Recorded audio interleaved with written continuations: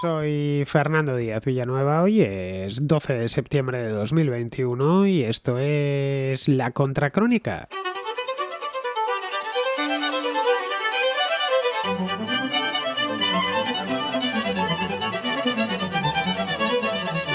Tuvimos ayer una sesión en Twitter, en espacios de Twitter, una sesión que se ha convertido en la contrarréplica en directo que vamos a pasar a escuchar ahora. Participaron varios contraescuchas de distintas partes del mundo, desde Argentina hasta Chile, por supuesto también de España, y la propia contrarréplica en directo la hicimos Andrea, Martos, Esteban y yo desde Inglaterra, desde Cambridge concretamente, donde sigo desde hace ya más de una semana. Así que espero que os guste a todos. Al parecer a los que estuvieron ayer participando en directo de la sesión les gustó bastante. Se habló, lo vais a escuchar en estos momentos, según termine, se habló mucho de la pandemia, mucho de las vacunas y de otros temas también todos muy interesantes. Así que sin quitaros ni un minuto más, para los que no escuchasteis ayer el programa, no participasteis de él, porque en estas contrarréplicas en directo, ya sean a través de Twitter o a través de Clubhouse, las dos aplicaciones las utilizo, todavía no me he decidido por ninguna de las dos, ambas tienen ventajas y ambas tienen desventajas, las seguiremos haciendo con estas dos. Pues puede participar cualquiera que tenga una cuenta de Twitter o una cuenta de Clubhouse. A mí son programas contrarréplicas que me gusta hacer porque tengo a los contraescuchas al otro lado en tiempo real y no como las normales de los domingos, que a fin de cuentas pues no dejan de ser notas de voz que me han enviado, que tengo que responder en diferido y se puede incluso llegar a establecer hasta una conversación. Pues nada, sin perder ni un segundo más del necesario, pasamos ya directamente a la contrarréplica en directo de este fin de semana.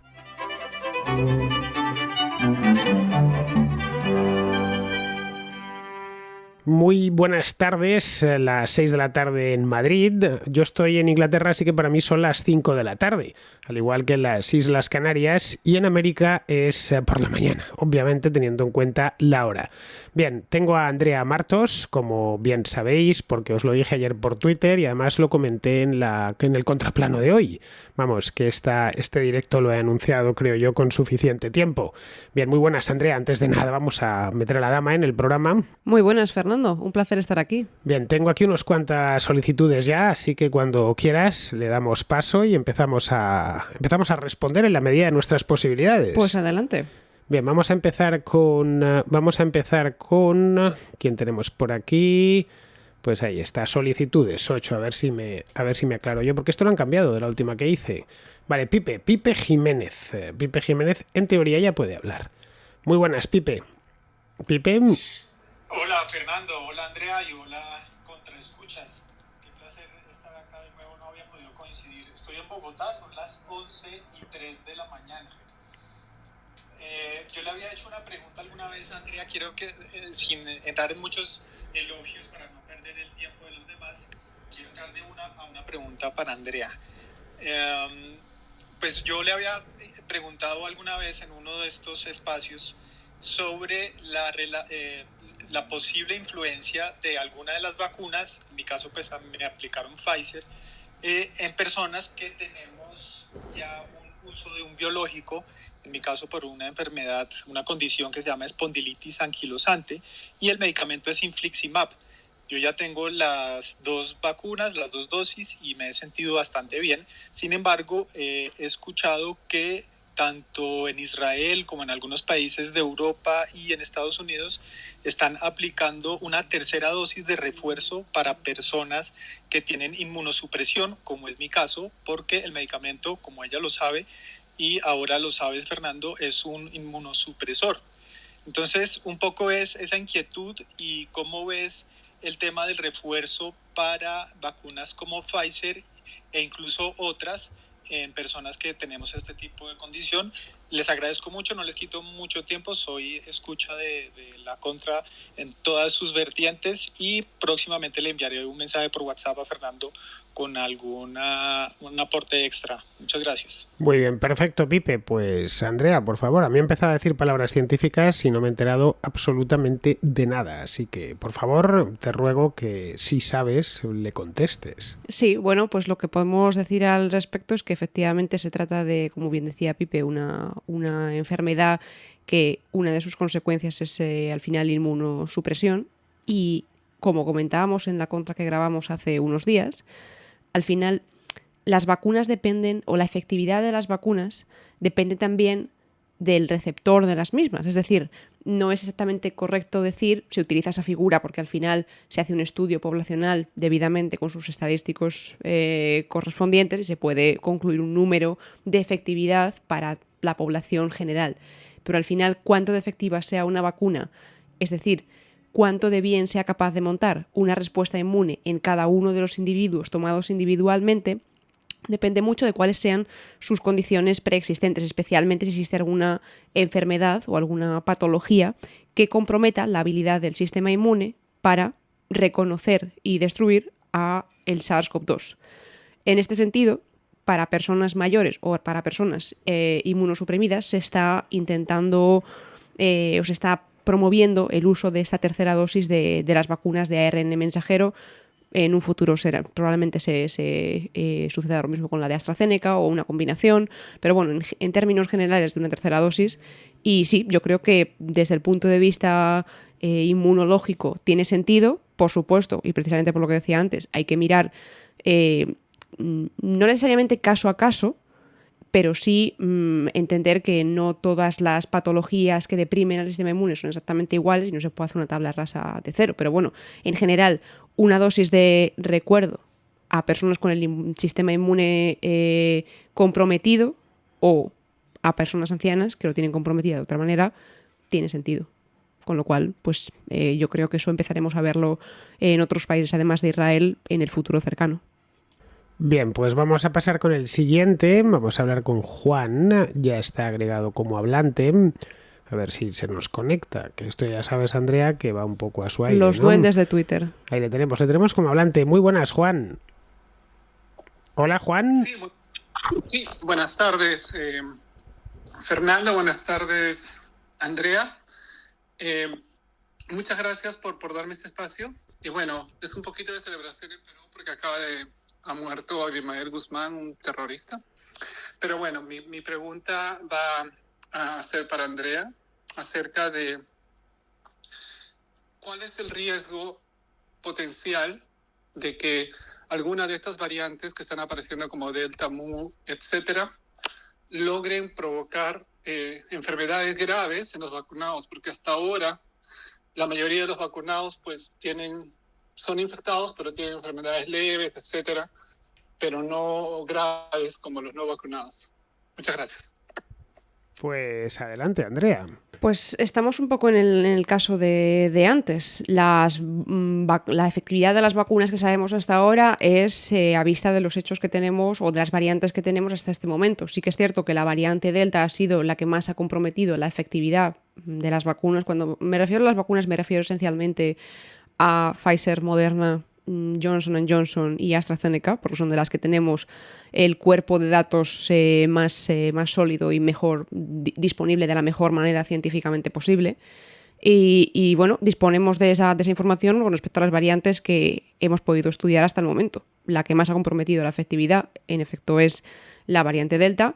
La variante Mu no está todavía, podemos entrar en detalle si algún contraescucha quiere más tarde, pero bueno, todavía no se considera variante peligrosa, simplemente se está estudiando cuál es la implicación que puede tener.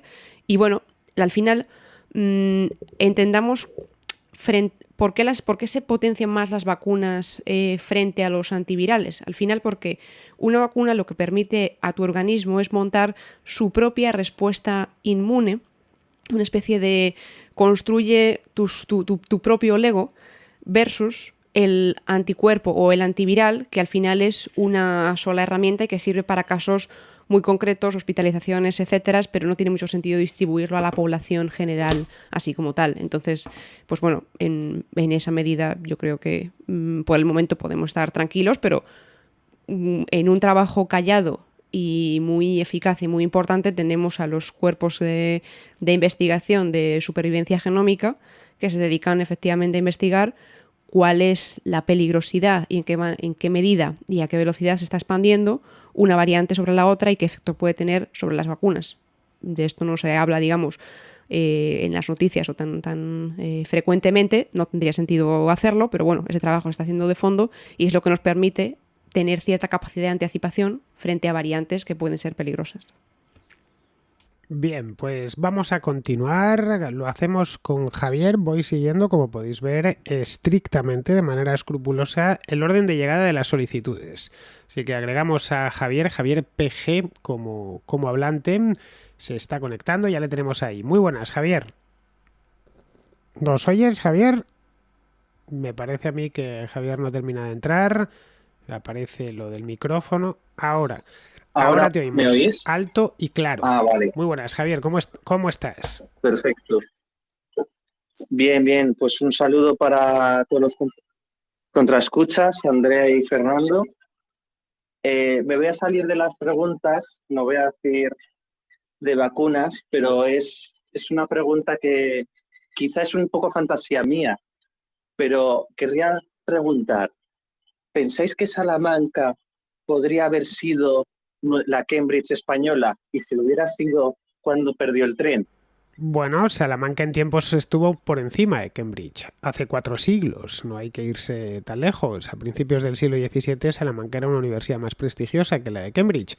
A Salamanca iban a estudiar británicos, mientras que ningún español venía a estudiar a Cambridge en el siglo XVII o en el siglo XVI. En Salamanca llegó a haber una escuela de pensamiento en distintos ámbitos muy importante. Algunos de esos pensadores, su influjo ha llegado hasta nuestros días, aunque no conozcamos a esos mismos pensadores, no conozcamos el nombre, quiero decir.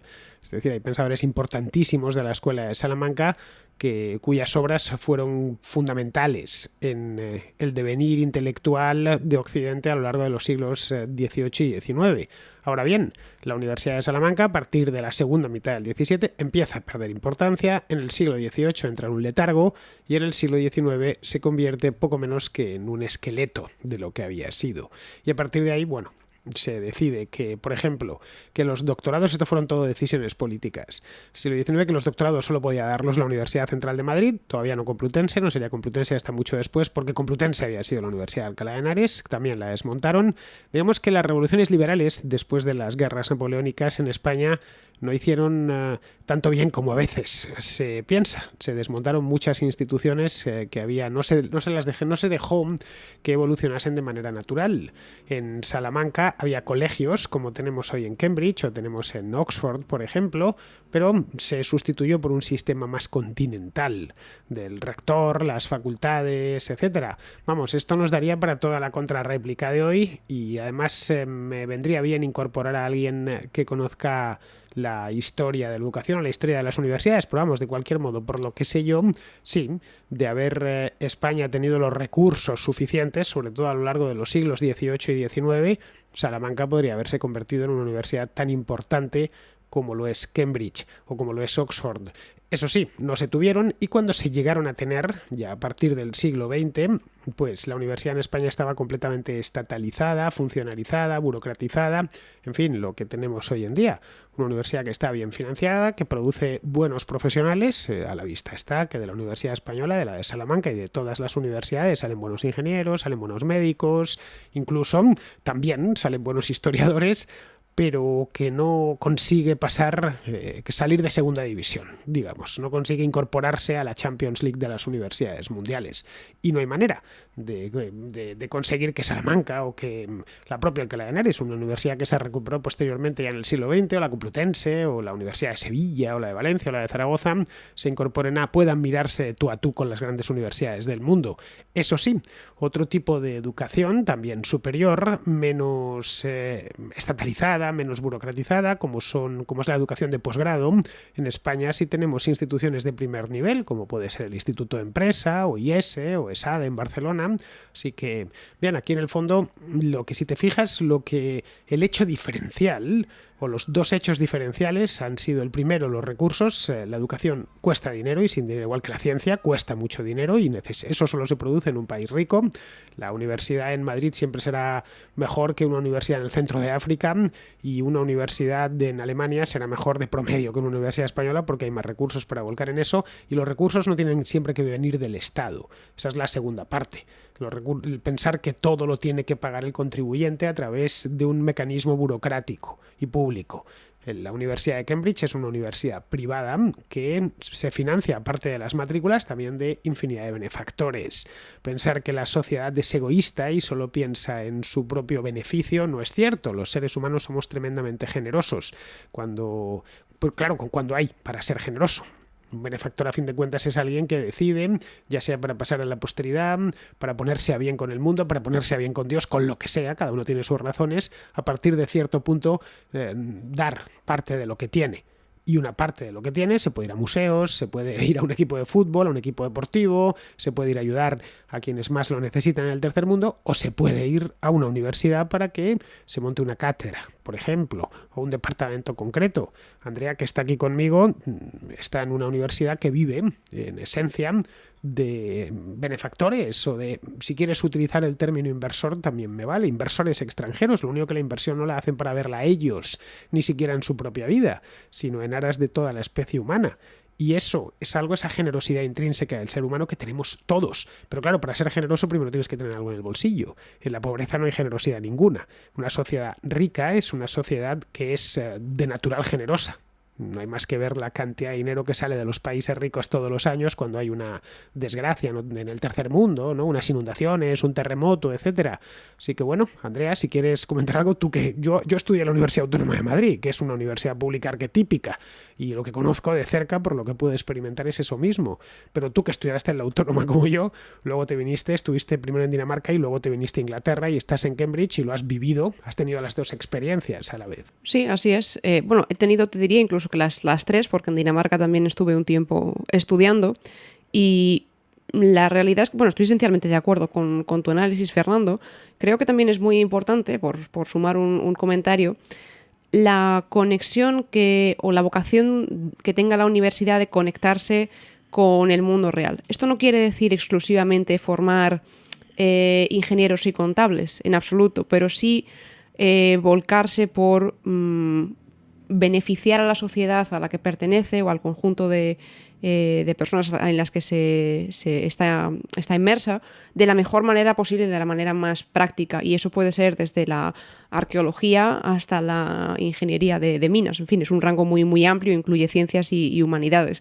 Y eso, siendo un modelo intermedio entre el modelo español que comentábamos y el modelo británico, en particular el modelo de Cambridge o de Oxford, en Dinamarca sí que es cierto que lo tenían muy bien organizado.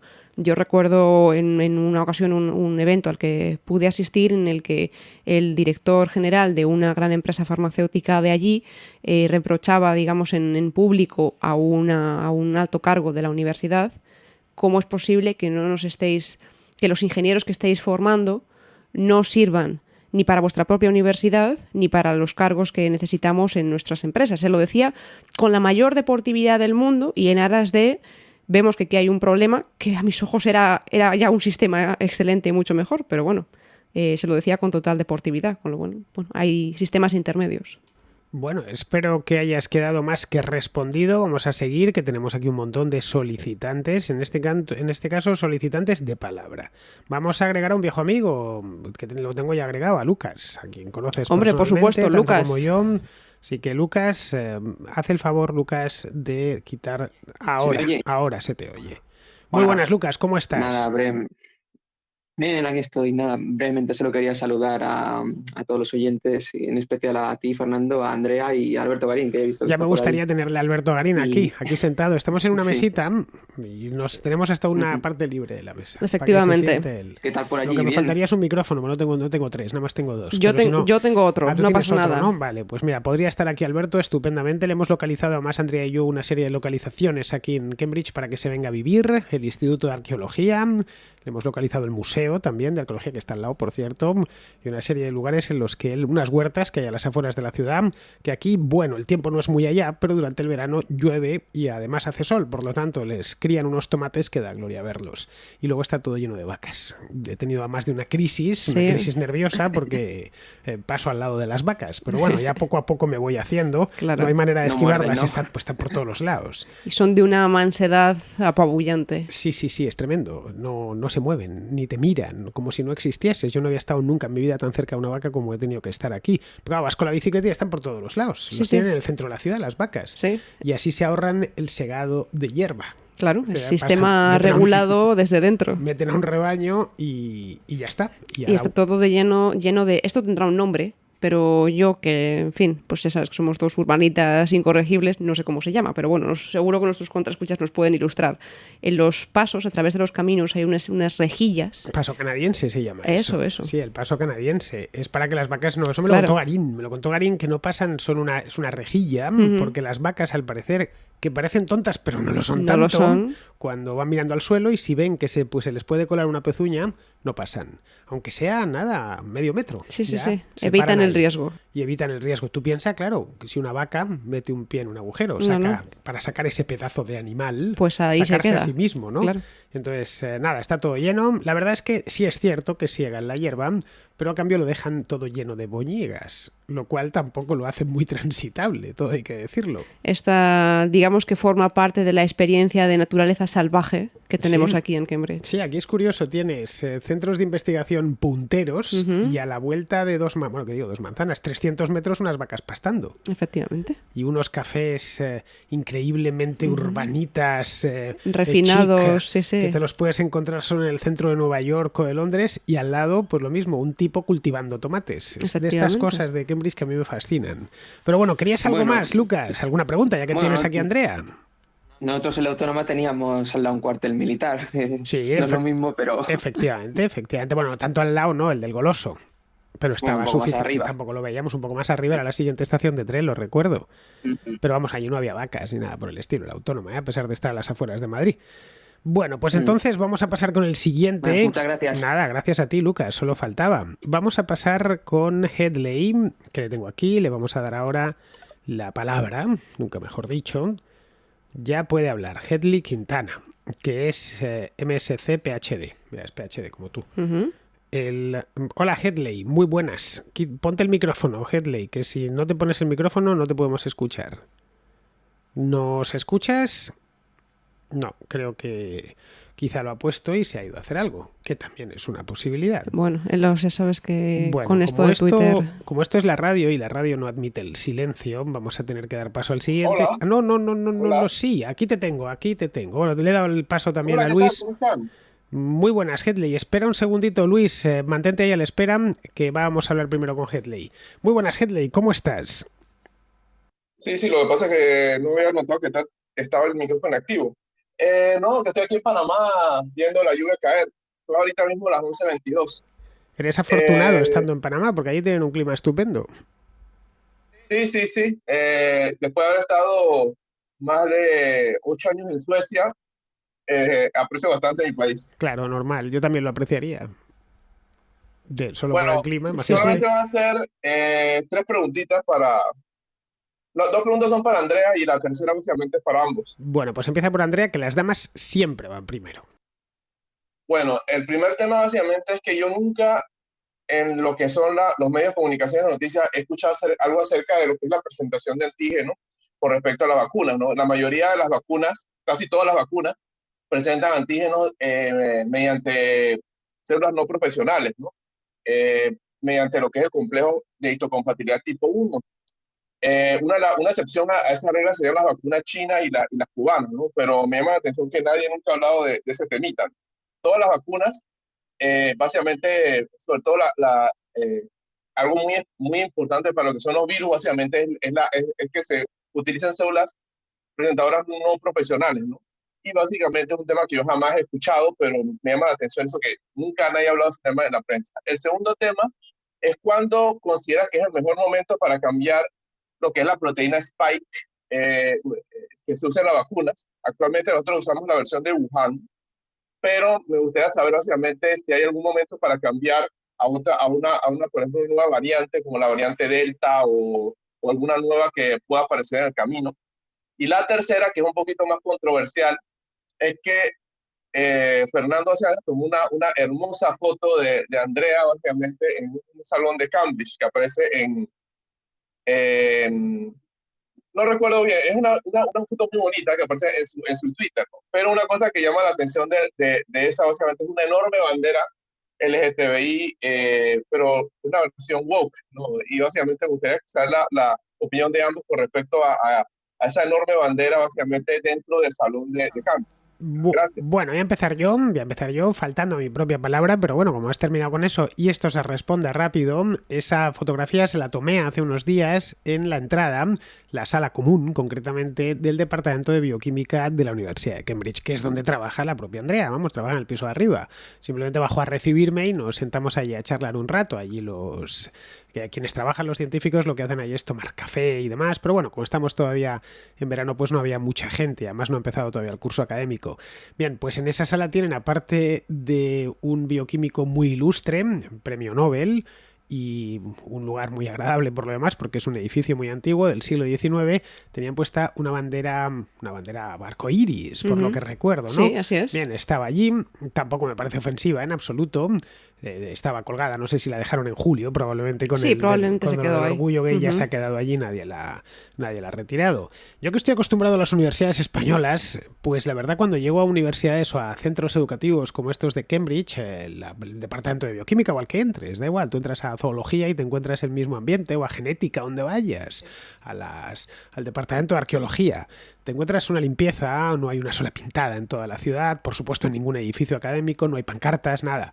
Bueno, si todo lo que tienes que encontrar es una bandera arcoíris, pues a mí no me ofende, en absoluto. No me parece nada mal, no creo que esa bandera tenga más significado que el que uno quiera darle.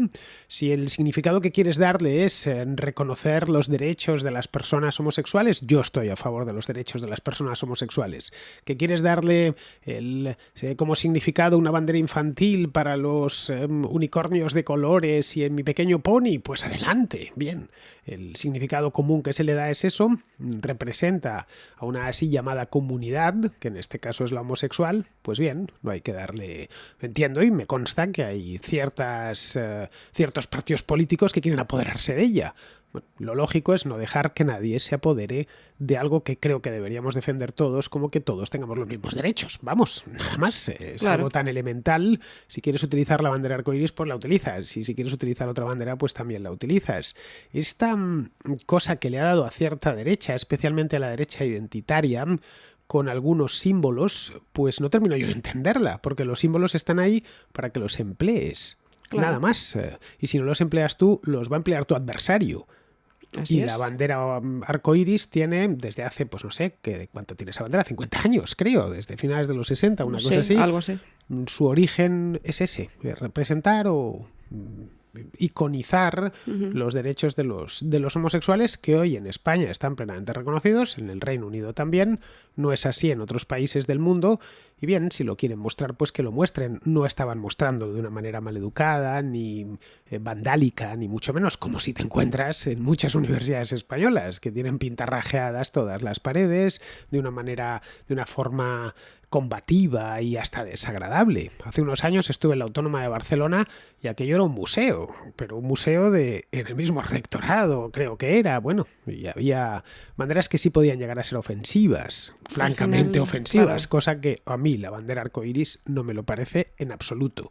Te lo digo de verdad, así que esa es mi opinión. Creo que Andrea en esto lo comparte conmigo. Sí, completamente. Y vamos, conozco la historia de cómo la bandera acabó allí y quienes la colgaron. No puedo más que compartir por completo su espíritu. Y bueno, la intención era más que nada hacer sentir bienvenidos a personas que se identificasen bajo esa bandera en una u otra capacidad. Y ya está, no tenía más y se ha quedado ahí. Y bueno, hace de la Common Room, donde vamos a tomar el café por la mañana y el té por la tarde, un lugar entrañable.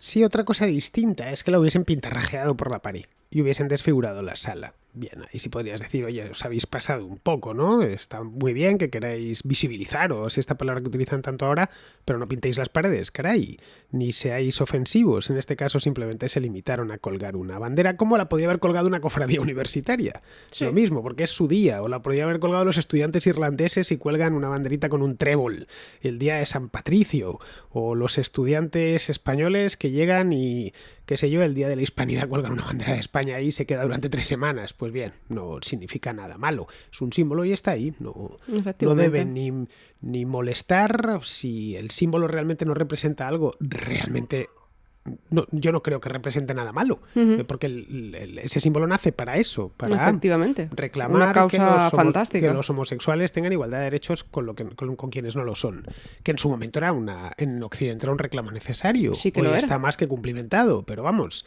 pues lo mismo con cualquier otro símbolo que no tenga detrás, pues que sé yo, millones de muertes y cosas por el estilo, ¿no? El caso de la bandera arcoiris, pues no es así, sinceramente. Y ahora ya pasamos a las preguntas importantes, que eran las dos primeras. Vale, pues a ver si recopilando. La primera era sobre las células presentadoras de antígenos. A ver, este es un tema desde el punto de vista científico incluso difícil de explicar, y yo creo que con cierto, no tanto siquiera por decisión voluntaria, sino por desconocimiento, y no tienen por qué conocerlo, en la conversación pública se ha evitado porque es un tema cuya divulgación es per se complicada. En mi opinión, es uno de esos temas en los que llegas al límite de lo divulgativo, porque para entender el proceso no es ADN o ARN o una proteína, al final es una cascada multidimensional de procesos que se retroalimentan unos con otros. Entonces yo creo que esa es la razón por la que se ha obviado un poco más de la conversación, pero bueno, por supuesto es una parte importante, forma parte de cómo funciona nuestro sistema inmune, y bueno, digamos que está ahí para quien quiera conocer más del tema, pero yo no creo que haya habido, creo que ha sido más por una cuestión de complejidad técnica a la hora de divulgarlo que otra razón. Y luego, tu segunda pregunta, muy buena por cierto, es ¿cuándo se actualizará la proteína o la versión de la proteína Spike? Bueno, yo creo que en esta tercera dosis tendría que mirarlo, no estoy segura, y de hecho ni siquiera sé, probablemente no esté disponible esa información o no todavía, qué versión se utiliza. No necesariamente tiene que ser una versión específicamente, puede ser un conjunto de versiones, puede ser una que incorpore varias versiones en sí misma, en fin, hay una serie de opciones. Todo ello, que entiendo que por ahí va el espíritu de tu pregunta, con la base o la intención de esta proteína Spike representa mejor a la variante dominante en la ciudadanía. Luego, si construimos inmunidad con respecto a esta variante en concreto, estaremos más protegidos. Al final, es importante que esa variante, o sea, que esa proteína Spike codificada en las vacunas de ARN mensajero sea representativa de la que está en circulación en el virus real, pero al mismo tiempo nuestro sistema inmune es un sistema capaz de montar una respuesta inmune, valga la redundancia, tan plástica que no reconoce exclusivamente a una sola variante, sino reconoce a un rango más o menos amplio de formas de esa proteína. De manera que cuando hay una variante cuando aparece una nueva variante, no necesitamos inmediatamente una nueva vacuna, sino que nuestro sistema inmune es capaz de lidiar más o menos con un rango de gris claro a gris oscuro de esa misma proteína. Bien, pues espero, Hatley, que hayas quedado más que respondido. Vamos a seguir y ahora vamos con Luis, que le habíamos dejado antes en espera. Espero que sigas ahí, Luis Barrera. Aquí le tengo. Así que, Luis, ya sabes, no tienes más que ponerte... Ahí te tengo, ya estás hablando. Muy buenas, Luis. Va con algo de retraso, Andrea. No sé si te has fijado. Hola, Luis. Buenas. No, Luis me parece que no nos está entrando. Se quiere oír algo de fondo, pero poco. Pero no está. Así que bueno, le dejamos ahí por si acaso. A ver si hay suerte. Las cosas de la vida está intentándolo, porque parece aquí que hablan, pero no llega. Así que vamos a agregar a Eloy, que le tengo aquí. Vamos a agregarle como hablante, a ver si con Eloy hay suerte. Buenas, Eloy. Se oye un claxon. Sí, un claxon, pero de aquí, de la calle. De aquí. No. Bueno, hola, Eloy. Con Eloy tampoco hay suerte. Se ve que la cosa está... No tenemos mucha suerte. La cosa está averiada. Y esto, a ver un segundo. Bien, hola, Eloy. Hola, ¿se me oye? Ahora se te oye, por fin. Esto de Twitter tiene unos Perfecto. retrasos que tienen que ir mejorando esta aplicación. Pero bueno, está mejor que otras veces, ¿eh? Sí, sí, Yo sí. aquí he sudado tinta china, recuerdo, hace unos meses, porque le daba y no se conectaba. Ahora Lo parece ser peor que es se ese conecta. estado intermedio del El limbo, hablante. eso Sí, es lo el que yo limbo, el denominé limbo. el limbo. Sí, sí. Bueno, tenemos a Eloy. A ver, Luis, espérame otra vez, a ver si ahora esta vez funciona. Vamos primero con Eloy, ya que le tenemos ahí. Buenas, Eloy, pues dispara. Vale. Sí, bueno, saludos a ti y a Andrea, por lo que escuchas. Te quería hacer un comentario sobre tu contra del otro día sobre el Brexit, de los cambios que han habido, especialmente porque se han ido todos los camioneros del país. Quería saber si, bueno, que tu experiencia ahorita en Inglaterra te ha tocado un poco sentir esa escasez. Y también quería, bueno, mencionar que escuché un podcast que lo hacen unos ingleses que hablan sobre el tema y consideran que este tema en verdad es un gran éxito del Brexit, porque alegan que esto lo que ha conseguido es subir los salarios enormemente y bueno, digamos que ahora los camioneros están ganando más, aunque sean menos. Quería saber si tienes alguna opinión sobre eso. Sí, claro, bueno, hablé del tema, claro que tengo opinión sobre eso. A ver, yo a Inglaterra llegué la semana pasada, evidentemente Inglaterra está cerca de España y por lo tanto las noticias que hay muchos españoles aquí, de siempre, no es una cosa de ahora, y llegan, hay buenos corresponsales de prensa también españoles y por supuesto leo la prensa inglesa, por lo tanto, y británica en general. Y por lo tanto el país, aparte de conocerlo personalmente, pues estoy en contacto continuo con este país. Pero bueno, estando aquí, lo primero que noté al llegar es que efectivamente en los supermercados no hay desabastecimiento en ningún momento, pero sí faltan algunas gamas de productos. Por ejemplo, me dijo Andrea nada más llegar que tenía intención de renovarse la cafetera porque se le había estropeado. Y le dije, no te preocupes que yo te regalo una. Así, en agradecimiento por que vamos a pasear por Cambridge, por hacer conmigo un par de programas, etcétera. Y nos acercamos a una tienda que se llama John Lewis, que es una tienda de electrodomésticos, bueno, tienen un poco de todo, que está en el centro de Cambridge, con la idea de yo regalarle una cafetera Nespresso, que son las que utiliza Andrea.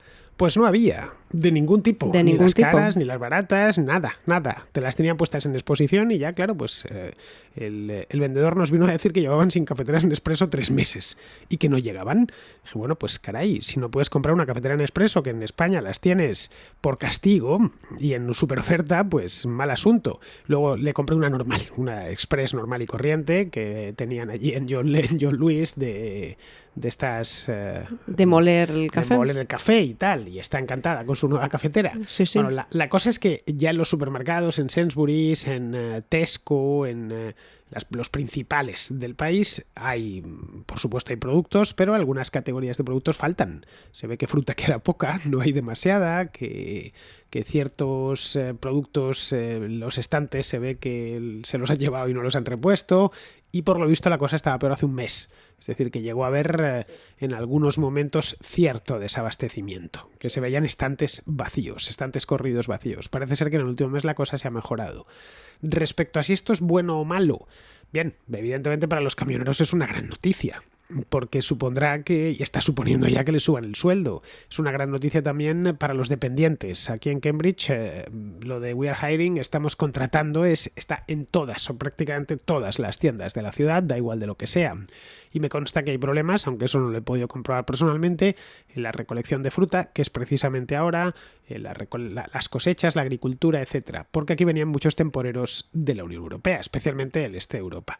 Respecto a los dependientes de tiendas, camareros de restaurantes, pues de donde venían era del oeste, de Francia, de España, de Italia, de Alemania también, gente, sobre todo chicos jóvenes que venían a estudiar y a aprender inglés básicamente y se financiaban los 6, los 7 meses, el año. Aquí antes, hasta hace un año, podías venir siendo comunitario y quedarte a vivir si querías, no te lo podían impedir. Y eso es una de las cosas que se ha perdido. No están ya, los comunitarios ya no pueden entrar, pero no pueden buscar trabajo, ni mucho menos quedarse. Te dan permiso para quedarte 6 meses, pero como turista exactamente, nada más. Por supuesto, con los británicos pasa lo mismo en el resto de la Unión Europea. ¿Esto qué implica? Que quien acepte un trabajo en un McDonald's o en una cafetería o en un pub o en un supermercado, probablemente le paguen más, seguramente le paguen más. ¿Esto va a ser bueno para la sociedad en general, para la economía? Pues no necesariamente. Estás encareciendo el factor trabajo de manera artificial. Una economía bien diseñada es una economía en la que el precio de los factores está bien asignado. Y temporal, además. Sí, claro. Es decir, no todos los camioneros van a cobrar 7 veces más que es lo que se está ofreciendo ahora mismo durante mucho tiempo. Y podría suceder que no encuentren camioneros, porque es que les faltan 100.000. Un camionero no lo formas de un día para otro. A fin de cuentas, todos nos podemos poner a servir hamburguesas.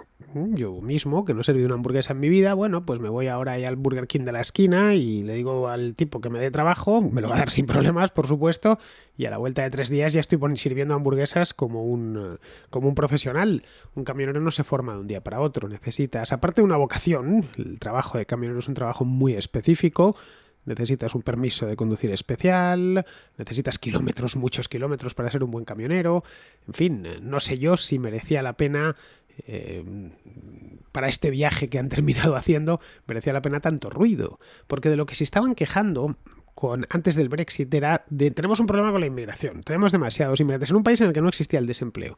Porque esto que lo digan en países donde hay muchos parados, bueno, pues al menos sí tenemos una relación causa-efecto. Podríamos leerla así. No siempre es así, pero podríamos leerla así. Claro, o pueden leerla así los que se quedan desempleados. Es que me han quitado el trabajo los inmigrantes. Pero el inglés no podía decir eso, el británico, porque él tenía trabajo. Sí que han sacado o han evitado que lleguen inmigrantes, sobre todo para ese tipo de trabajos, y resulta que ellos tampoco quieren hacer esos trabajos. Porque casi ningún británico se quiere emplear de camionero. Pues una vida dura, sacrificada, etc. Y casi ningún británico se quiere emplear en la restauración. No tienes más que irte. O en Cambridge es que es el 100%, pero en el resto del país sospecho que debe rondar el 80%. Cuesta encontrar un camarero británico. Claro. ¿Sí o no? Nos vamos. En Cambridge es prácticamente imposible. El que te va a atender sabes perfectamente que va a ser de cualquier lugar del mundo, eso sí, pero que no va a ser británico. Claro. Y se vuelve oyes hablar. Así que no sé. Bien, beneficiará, al menos temporalmente, a una serie de oficios que van a ver cómo su sueldo crece. Y ya están. Pero ya te digo, encarecer los factores no creo yo, así por las buenas, que beneficia a la economía en su conjunto. Y con esto de encarecer los factores es como, por ejemplo, si tú ahora haces una ley que limite mucho la construcción. Bueno, la tienes en España, sin ir más lejos. Sí, no limite hace falta mucho el suelo disponible. Lo que vas a tener es casas caras. Se van a beneficiar quienes construyan casas o quienes ya tengan una que la podrán vender más cara. Pero no el resto de la economía, que no va a tener espacio para alojar a la gente, para crecer, etcétera. Y así puedes hacerlo en casi cualquier cosa. Es decir, disminuir cuando no tenías necesidad de hacerlo la disponibilidad de un factor, porque es que no hacía falta, ya tenían... si había algo que el Reino Unido estaba haciendo desde los años 70 era atraer hacia esta isla a un montón de talento, gente como Andrea, por ejemplo, que llegó aquí antes del Brexit, gente inteligente, muy preparada o que se terminaba de preparar aquí y ya se quedaban, y también un montón de mano de obra que venía aquí muchas veces a aprender inglés, otras veces atraída porque los sueldos eran un poquito más altos que en Francia, pero vamos, gente que venía a trabajar esencialmente. Ya está. Bien, a toda esa gente te la has sacado. O buena parte de esa gente te la has sacado. Con la excusa de nos quitan el trabajo, igual personas que apenas conocen o desde luego conocen mucho peor que tú el idioma y tienen que buscar a empezar la vida aquí desde cero. Nos quitan el trabajo cuando ya tengo trabajo. Claro. Porque esa es una de las cosas más alucinantes. Sí. No, si tuvieran aquí un 30% de desempleo podría llegar a entenderlo. Claro. Pero aquí en ese argumento era un non sequitur de manual. Uh-huh. Bien, nos están quitando el trabajo, pero ¿qué trabajo no será a ti? Que tienes un buen empleo y ganas bien. Efectivamente. Pero lo de la inmigración fue uno de los elementos no debidamente valorados. Fue uno de los principales pilares de la campaña brexitier. Se insistió mucho en el tema del euroescepticismo de los británicos. No. Había que verlo. El Brexiter, la mayor parte de los Brexiters estaban obsesionados con la inmigración. Efectivamente, eso es aquí en Cambridge se percibía poco porque al final el balance, digamos, no necesariamente multicultural, sino tiene muchas personas de mucha procedencia distinta y bueno, eso aquí apenas se percibía, pero había que irse solo unos pocos kilómetros más al norte, o sea, a Peterborough o un poco más arriba, para darse cuenta de que bueno, que sentías que la inmigración no era bienvenida en la campaña brexitier. Y bueno, se notaba. Sí, que oían a alguien hablar un idioma extranjero y ya ponían mala cara y torcían el gesto. Sí, sí. Bien, no sucede aquí en Cambridge, que es gente ilustrada por regla general y aparte hay un ambiente completamente internacional. No sé qué porcentaje de extranjeros tiene esta ciudad, pero debe de ser altísimo. Lo digo por los idiomas que se escuchan por la calle, el tipo de caras, etcétera, y el ambiente. Los restaurantes que hay, hasta los productos en los supermercados. Así es. Lo mismo uno puede encontrar una burrata que... Sí, chorizo ibérico. Sí. Y tortillas de patata también. Sí, también. Ojo, las venden ahí en el supermercado que hay ahí abajo. Que tenían en unas, Waitrose. Sí, en Waitrose. Tenían tortillas de patata completas. No me aventuré a comprar una porque dije, lo mismo tengo que volver y estampársela en la cara. Claro, si ya las tortillas empaquetadas en España dejan mucho que desear por lo general, pues imagínate aquí en Inglaterra envasadas en la propia Inglaterra. Nunca se sabe. En fin, vamos a seguir con Luis, que le tengo ya el micrófono puesto, a ver si esta vez funciona. Luis, inténtalo. Hola. Hola, ¿qué tal? Buenas Bravo. Ay, bien, aplauso. Muy buenas, Luis. Pues cuando Muy quieras. buenas. Pues a ver, mi pregunta es un poco breve, trataré de ser breve. ¿Cómo puede afectar el 30% de la población en España que falta por vacunar y que parece ser que es reticente a vacunarse? ¿Cómo puede afectar al futuro de recuperar una normalidad tal cual era? ¿Esa es la pregunta? Sí, bueno, básicamente. Bueno, es algo menos del 30%, ¿eh? En España. En España se superó el 70% de la población hace un tiempo. Y en ese porcentaje no se pueden contar también niños... Escucha, no población diana, población total. En España tenemos con la vacuna completa al 74% en estos momentos. Así que estamos hablando de un 26. Sí. 26. Sí, Vale. Independientemente, si me apuras, Luis, por ir a tu pregunta, al final no depende tanto de que sea un 25 o un 32, sino de intentar concienciar al final, por ponerlo en términos muy sencillos. Esto depende de cuántos saltos pueda hacer el virus. Y tenemos que tener en cuenta que el virus puede hacer saltos humano-humano, pero también tiene capacidad de hacer saltos a otras especies. Sabemos que infecta a gatos, sabemos que infecta a perros, no se han estudiado todas las especies, no les infecta de la misma manera, ni con la misma severidad, ni con la misma frecuencia que a humanos, pero digamos que tiene flexibilidad de salto entre hospedadores. Luego, sencillamente se trata de cuantos menos saltos pueda hacer el virus, menor capacidad de evolución tendrá y mayores posibilidades tendremos de, en algún momento de la historia o de los años futuros, erradicar este virus y al mismo tiempo poderlo controlar mediante vacunas antivirales cuando salgan o se comercialicen o se aprueben con mejor distribución, etcétera. Y bueno, sencillamente se trata de eso, con lo cual el impacto es importante y sobre todo es importante a largo plazo. Y en última, o si me apuras, en primera instancia, el factor de riesgo más importante es para la persona que ha decidido no vacunarse contra una variante que es la más infecciosa que se conoce desde que empezó la COVID. Bueno, pues vamos a seguir. Tenemos a Yasone, que le voy a dar ahora lo del hablante. Vamos a cruzar los dedos. Yasone Irastorza. Muy buenas, Yasone. A ver si te conectas. ¿Te has conectado? Buenas. Tienes que quitarte el microfonito, Yasone. Ya está, perdón. Muy buenas, ¿cómo estás? Hola, muy buenas. Bien, gracias, Fernando y Andrea. Una preguntita para Andrea. Estoy en este momento embarazada y las pautas que hay para la vacunación son un poco confusas. Justo me pilló el momento de vacunación cuando podía vacunarme sabiendo que ya estaba embarazada. No terminan de concretar en qué momento podemos vacunarnos, no hay como una premisa clara y me gustaría saber qué es lo que opina Andrea porque según lo primero que es más cercano a mi posición, en mes y medio debería vacunarme y quería saber que respecto a las embarazadas la opinión de Andrea. Gracias. Bueno, pues no hay ninguna contraindicación expresa sobre embarazadas. Las embarazadas se incluyeron en los ensayos clínicos para las vacunas principales de las que hemos estado hablando y vamos, en concreto aquí en Reino Unido lo que aconsejan es que si estás embarazada de más de 28 semanas es importante vacunarse, digamos que lo más pronto posible. Y bueno, yo esencialmente estoy de acuerdo con esa con esa decisión o con ese consejo. Y si yo estuviera embarazada, sería lo que haría, porque al final de esta manera proteges a los dos, al futuro bebé y a la mamá, con lo cual ese sería digamos que no, creo en este caso, y me salgo un segundo aquí de la parte más científica, creo que por intentar hacerlo lo más seguro posible o dar la mayor certidumbre posible, al final con esto de los timings se ha generado cierta confusión, no necesariamente basada en supuestas contraindicaciones de una u otra vacuna en función de estar embarazada o no. Además, tú misma me lo podrás decir mejor, cuando se está encinta, el seguimiento médico es mucho más cercano, con lo cual se está en buenas manos en general. Bien, pues nada, Yasone, enhorabuena, por cierto, por estar embarazada, por supuesto. siempre en estado de buena ventura, que se decía antiguamente. Así que vamos a pasar con Alberto García. Le tengo ahí, ya le hemos agregado como hablante, toquemos madera para que se nos conecte en tiempo y forma. A ver, si lo tenemos ahí. Alberto, ya sabes, el microfonito hay que ponérselo, porque si no te lo pones no te escuchamos.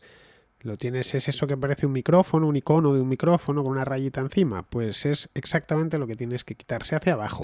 Activado. Muy buenas, Alberto. Hola, Fernando. Hola, Andrea. Un placer hablar con vosotros. Quería empezar a comentaros un tema personal, que hoy es el día de mi cumpleaños.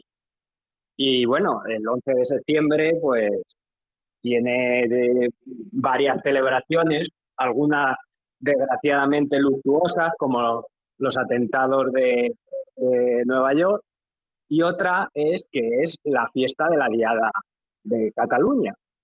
Me gustaría preguntarle a Andrea, que es una española que vive fuera, ¿qué feedback le dan sus compañeros y la gente con la que se relaciona de lo ocurrido o de lo que ocurre en Cataluña en estos últimos años?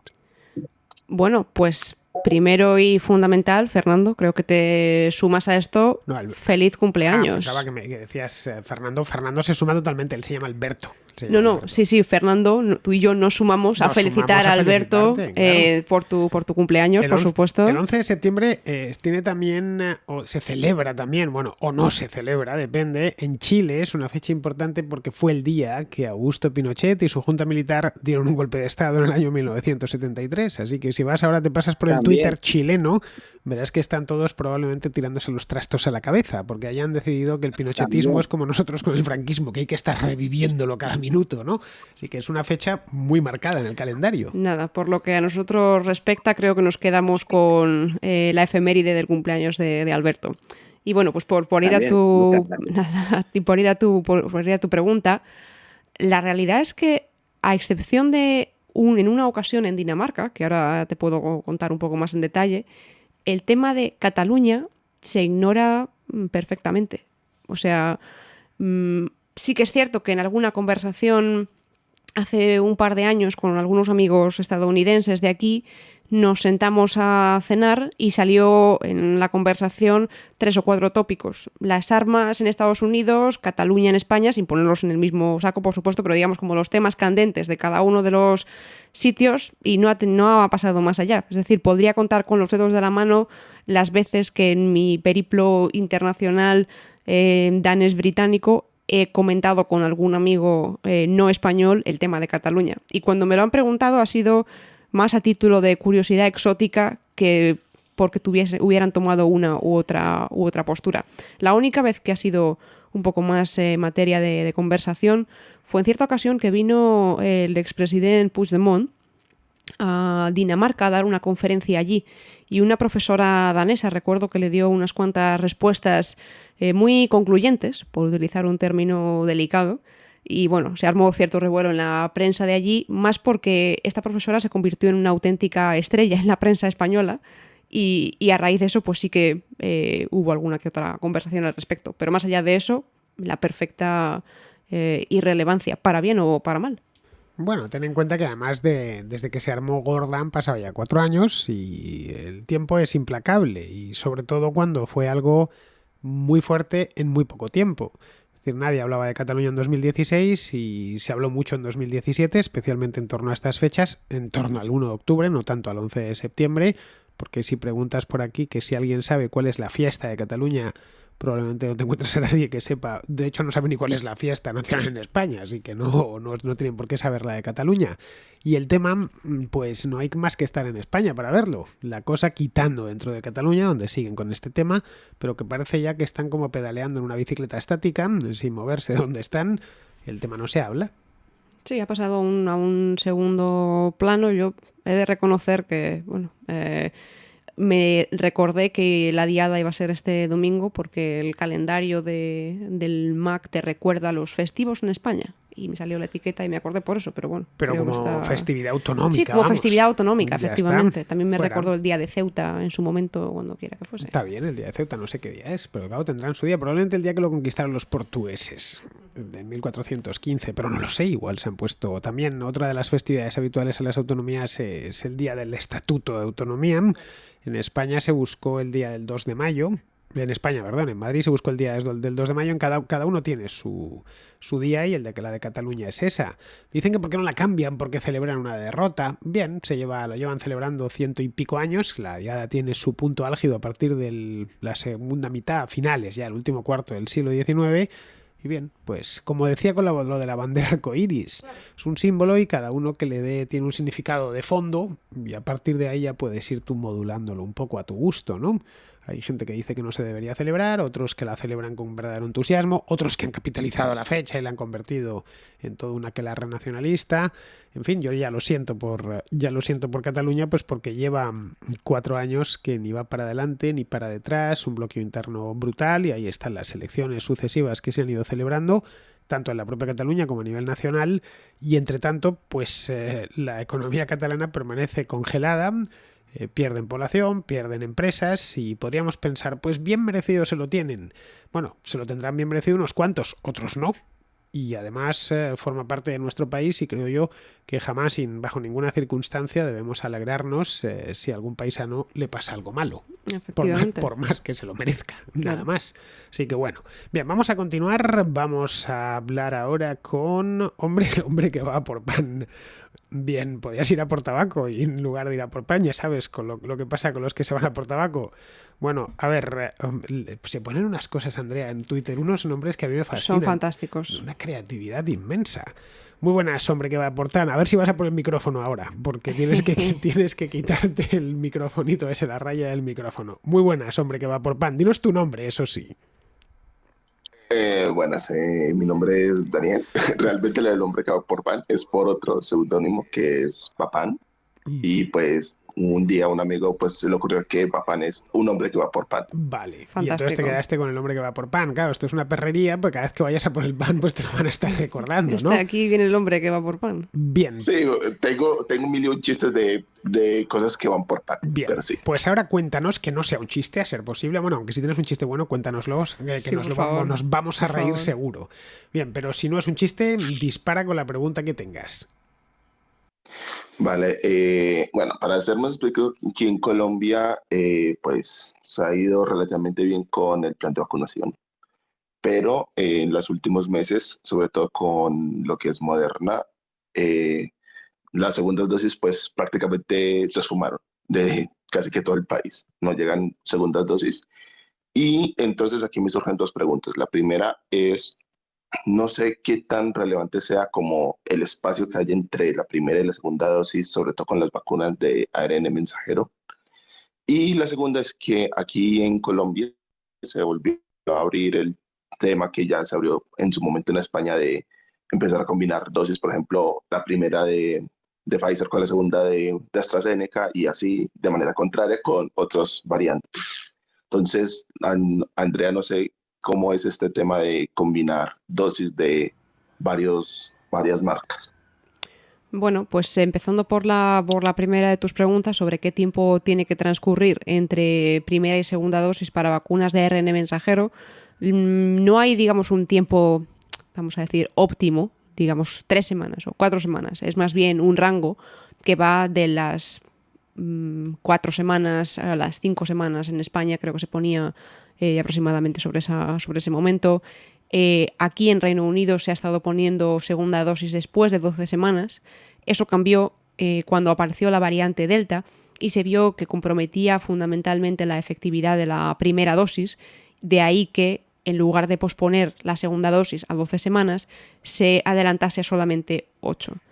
Con lo cual ves que es un poco un rango relativamente amplio. No puede ser una semana después, porque en una semana ni siquiera la primera dosis ha conseguido hacer su efecto, es decir, el desarrollo de inmunidad en el caso de la COVID-19 o en cualquier otra enfermedad no es inmediato, no es como un ibuprofeno, es un proceso celular que necesita generar todo un elenco de partículas que forman parte del sistema inmune, con lo cual una semana no es suficiente, se necesita para alcanzar ese momento en torno a 2 semanas aproximadamente, con lo cual en algún momento después de esas 2 semanas hasta el máximo del que yo tengo noticia es 12 semanas, esa vacuna se puede poner. Con lo cual, si han pasado más de, 6 semanas y no has recibido la segunda dosis, no te preocupes. No es malo per se ni va a ser menos efectiva, pero sí que es cierto que hay que saber que la variante Delta ha comprometido la efectividad de la primera dosis. Luego no podemos tener la falsa seguridad de que esa primera dosis nos inmuniza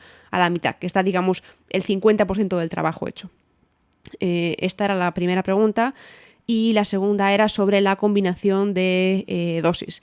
En principio, y habida cuenta que esos tiempos, que ya vemos que son unos márgenes bastante amplios de hasta 12 semanas, puede ser que incluso más, sé que en algunos casos de AstraZeneca, porque hubo esta polémica, estos plazos se agrandaron todavía más.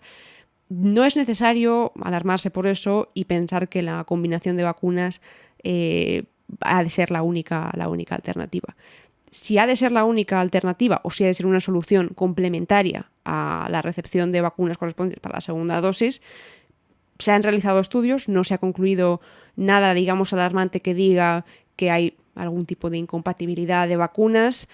Per se, los mecanismos que desencadenan cada una en sentido de vacunas de ARN mensajero y vacunas de vector adenoviral per se no son incompatibles, con lo cual en principio no hay ninguna contraindicación de base o teórica. Los estudios que se han realizado tampoco apuntan nada en ese sentido y si es necesario, porque genuinamente no llegan más dosis pasadas más de 12 semanas, se puede utilizar como complemento. Bien, pues vamos a continuar. Vamos ahora con Fernando. Fernando Silva, que es chileno, por cierto. Antes que hablábamos de Chile, pues nada, vamos a hablar con un chileno ahora. Muy buenas, Fernando. Ya sabes lo que tienes que hacer. Bueno, se está conectando desde Chile, que está muy lejos. A ver, le tenemos ahí. Hola, Fernando, ¿cómo estás? Muy bien, gracias. Y usted, mucho gusto en saludarles, Fernando, Andrea y Contraescuchas. Pues dispara. Un placer. Bueno, yo tengo una pregunta básicamente para Andrea y es para abusar de ella y aprovechar que controla el tema del SARS y la vacuna. Y es que estoy pensando que con las investigaciones que se continúan con este bicho, y al parecer especialmente enfocadas en las variantes y posiblemente o probablemente en mejorar las vacunas cada vez más, pues me preguntaba si se han podido ir dilucidando mejor los orígenes del virus, que parece ser ya hoy por hoy un tema más bien alejado del escrutinio público.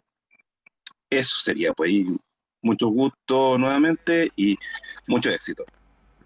Pues adelante, Andrea. Bueno, no hemos tenido ninguna noticia significativa o muy popular acerca de los orígenes del virus, lo cual, por cierto, tiene perfecto sentido, porque averiguar cuál ha sido el origen o el momento en el que el SARS-CoV-2 saltó de hospedador es técnicamente difícil, es decir, el virus no va dejando miguitas de pan tras de sí, hay que seguir una serie de trazos genéticos complejos por sí mismos, es toda una disciplina.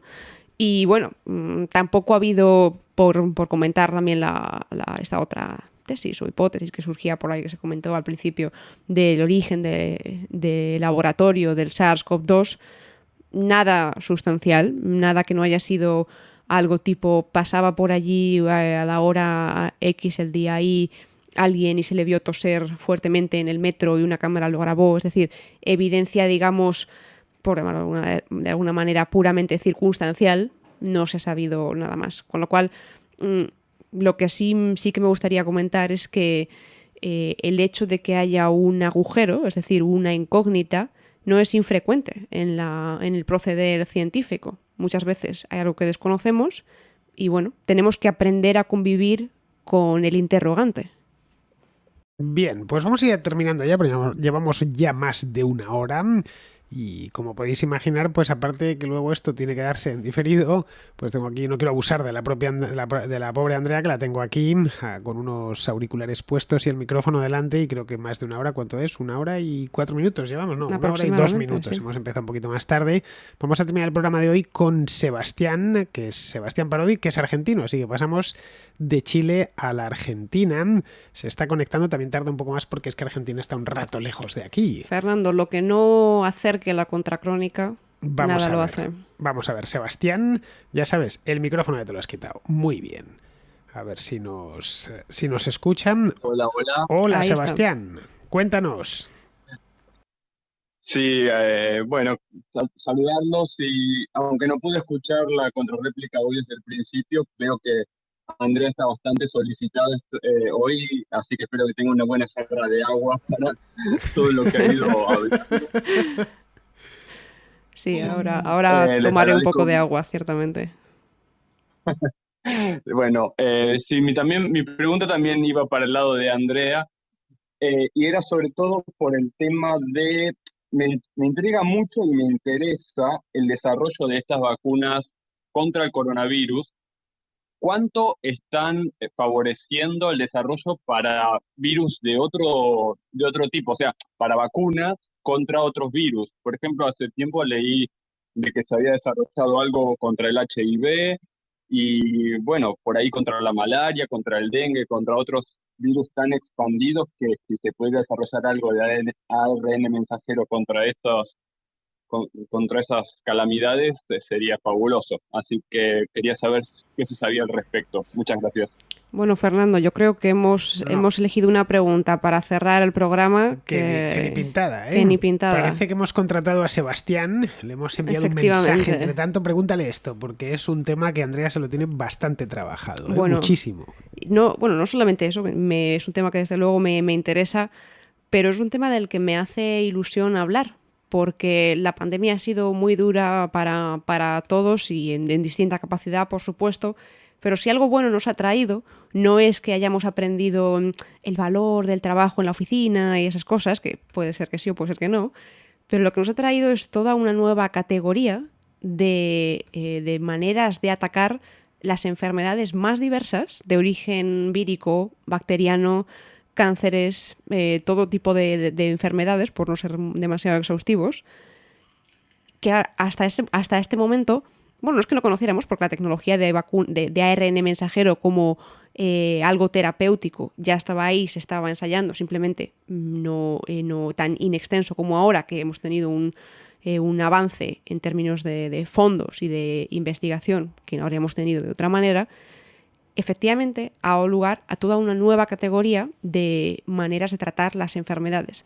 Como muy bien comentaba Sebastián, hay al menos 2, quizá 3 grupos de investigación que han publicado recientemente trabajos sobre cómo una vacuna de ARN mensajero podría acabar con las infecciones de VIH, con lo cual sería una fantástica noticia. Ha sido un virus que se nos ha resistido durante generaciones y que ha hecho estragos, pero no solamente eso, como a modo de curiosidad y para que veamos hasta qué punto puede llegar esta tecnología y qué potencia puede tener, hay otro grupo de investigación que está mirando cómo con una sola vacuna se puede atacar, se puede generar inmunidad contra 3 patógenos distintos al mismo tiempo. Es decir, imagínate que con una sola vacuna pudieras estar protegido frente a 3 enfermedades distintas, que pueden ser de diversa índole o patógenos de distinta naturaleza. En fin, Fernando, sabes que a mí el tema de esa tecnología de CRISPR-Cas9 que ha permitido la edición genética, no tiene nada que ver con las vacunas, solamente por compararlo, ha sido una de las grandes revoluciones en el campo científico del que somos testigos hoy en día, y esta de la tecnología de ARN mensajero es sin duda la siguiente, y grandes noticias nos esperan, y espero que a los contraescuchas tengan interés, porque yo desde luego estaré encantada de comentarlas más in extenso, porque nos esperan excelentes noticias. Bueno, yo creo que, aunque solo sea por compensarnos de lo que hemos tenido, que lo que estamos teniendo que pasar con esto de la pandemia, que la ciencia, que haya empujado a la ciencia, el ser humano tiene por costumbre, no sé, desarrollar una inventiva fuera de lo común cuando lo necesita. Así no es. solo en cuestiones de medicina, sino en todo. Grandes avances se han desarrollado porque hacían falta de manera inmediata, porque era una cuestión de vida o muerte, y en esto no podía ser de otra manera. Así que bueno, ya veremos a lo largo de los próximos 10 años, pero vamos, estoy convencido que en muchas cosas, y algunas de ellas muy buenas, se va a notar el impacto de esta pandemia y de lo mal que lo hemos pasado todos y que lo estamos pasando todavía, porque la pandemia, por desgracia, aún no ha terminado, aunque sí, eso sí, se ha suavizado bastante. Bien, pues vamos a terminar ya, vamos a despedirnos. Muchísimas gracias, Andrea, por habernos acompañado hoy en la contrarréplica. Bueno, un placer para mí, como sabes, Fernando, y contraescuchas, preguntas excelentes, como siempre. Ha sido un lujo tenerla, la verdad, y sobre todo tenerla en persona, porque normalmente no es la primera vez que hacemos una contrarréplica con Andrea, en más de una ocasión, creo que 2 o 3 veces ya la hemos hecho, que estaba yo en Madrid, tú aquí en Inglaterra, y lo hacíamos a través del teléfono. Vamos, sí, que me entrabas a través del aparatito que tengo pegado a la mesa de sonido.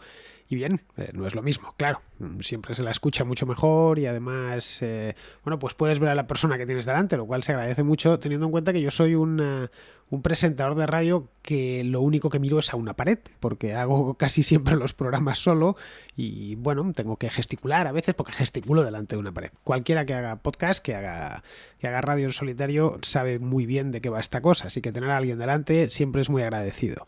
Muy bien, queridos amigos, pues con esto se termina ya la contrarréplica en directo de hoy. Como bien sabéis, mañana la podréis volver a escuchar, si es que queréis hacerlo, claro, y los que no la hayan escuchado, pues lo pueden hacer pues desde esta misma noche, hora de Madrid, 12:30, que es a la hora que saldrá publicado, es decir, a lo largo del domingo, para que esté todo el domingo ya publicada. Muy bien, pues con esto ya terminamos la contrarréplica del domingo, porque estamos oficialmente, al menos para los que están en diferido, aunque estamos haciendo esto el 11 de septiembre, la gente lo está escuchando el día 12 de septiembre. Nos despedimos ya hasta el día 13, es decir, hasta mañana, que será lunes.